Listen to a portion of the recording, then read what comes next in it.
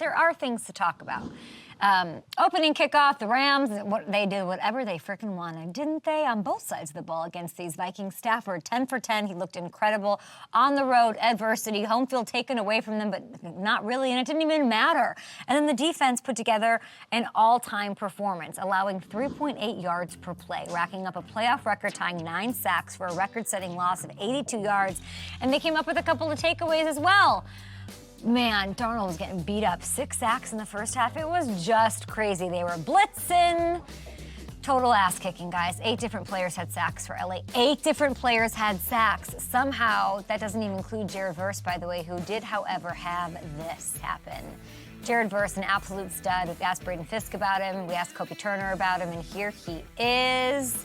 Man, we gave an Atta Boy back in week 9. We looked it up last night when we were bored watching this game.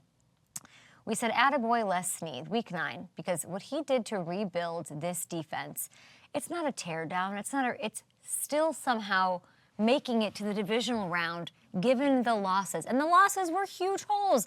Aaron Donald, Von Miller, Jalen Ramsey. How do you build a defense back up with still being competitive? I don't know. I give a lot of love to Howie Roseman. Les Snead deserves so much love. And he's got the bravado about it. F them picks, all of that.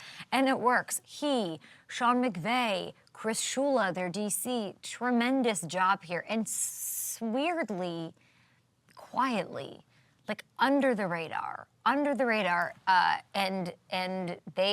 I tweeted the video the clip out yesterday of when we were there in July. It was our first stop at training camp, but maybe the most intense moment of training camp with 85 interviews, sitting next to Sean McVay and saying nobody cared about us. Nobody cared about us last year. Nobody thought we could do it. And I said, do you care if are you still underrated going into this year? And he said, I don't give up. He doesn't care. They don't care. They're operating this way. They didn't like we have a bye week, you have a whatever. They use that as fuel. Like, that's Sean McVay. It's intense. It's excellence. It's really, truly something. It's extraordinary. I have a feeling Philly's going to make it tougher on them next week. We've seen these two teams go at it.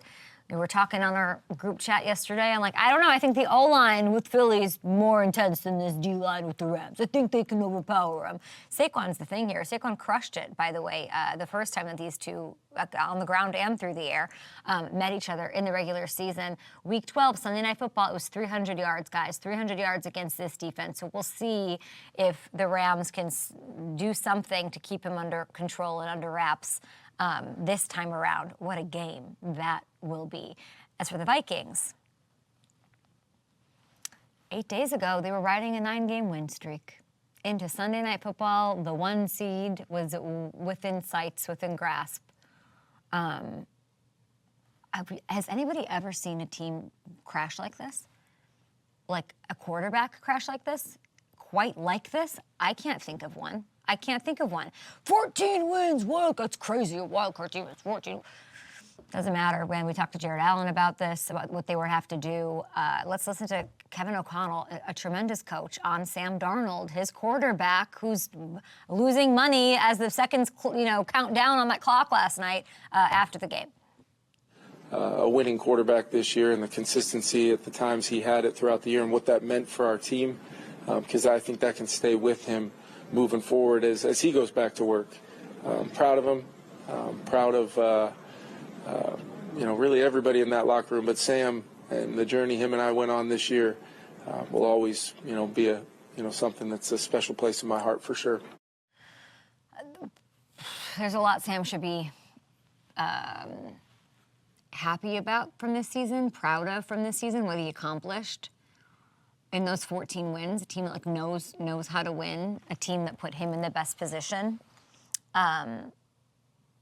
It becomes a question of how much do you erase from the regular season in these last 2 losses. One of them in the regular season, but it was a playoff game. Okay, it was by all means you let the 1 seed slip through your fingers. As a team, it's not just on him, right?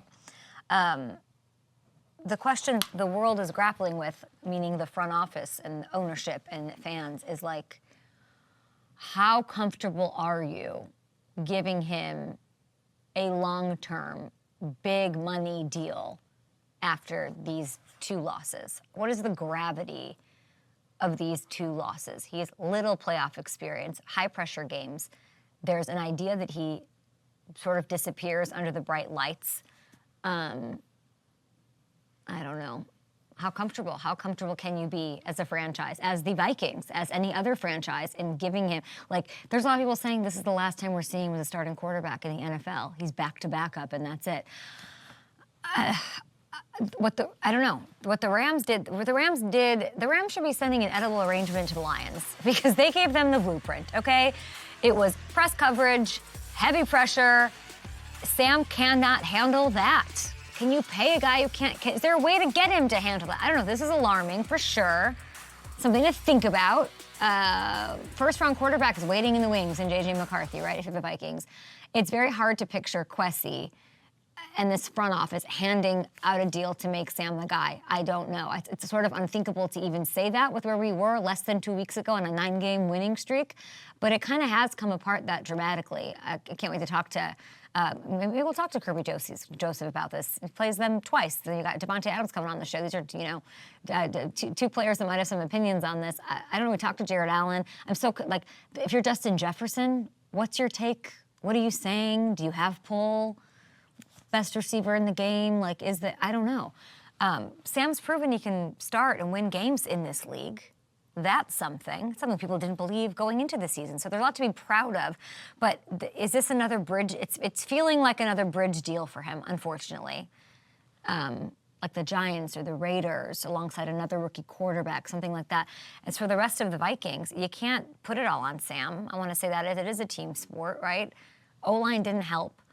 I thought once again, KOC could have maybe, with the play calling, like last week it was a little nervous like Sam, and like they sort of both kept doing that, playing from behind, couldn't establish the run, which is all future Hall of Famer Jared Allen told us they got to run the ball. They couldn't. They're down, 24-3. Lots to reflect on. Would love to hear from Vikings fans. The most tortured fan base in the NFL for 100 years counting. Sorry, guys. I don't have nothing good to say. Great season, great regular season. It kind of doesn't matter. One and done in the playoffs.